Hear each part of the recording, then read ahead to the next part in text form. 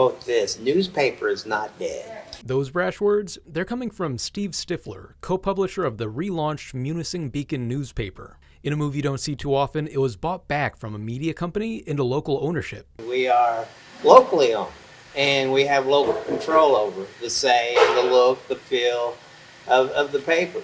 But most of the time, well, Steve is over in Newberry, where his day job is helping run the show at the 3-time Paper of the Year winning Newberry News, which he bought back in 2019. This time around, it was Jennifer Champagne's chance to take the reins in a community she cares about. Munising is a phenomenal community. You know, who better to understand the culture of our community than those who live here? And she's not talking as a tourist who stuck around. Munising is where she grew up and has roots.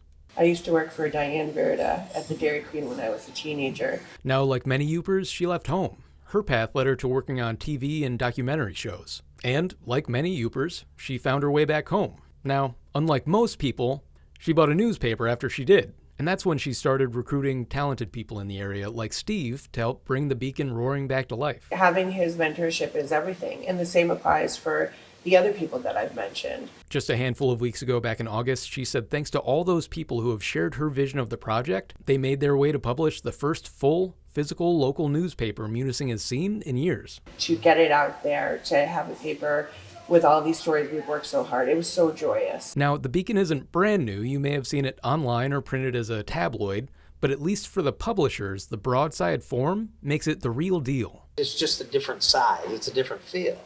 But when you think of a traditional size newspaper, to get to that, I mean, that's so exciting. But the form is just the beginning for the duo. Since their first printing, they've added sections for interesting local history and community columns, and Steve says they're not stopping there. Jennifer here's all these ideas, boom, boom, let's do this. What we've done with the digital paper is we made it more interactive. We plan to integrate more filming on our website. From here, the future looks bright for the Beacon, with Jennifer telling us she's hearing great feedback from advertisers and community members alike. And for the hypothetical negative Nancys out there, well, Steve has a word for them.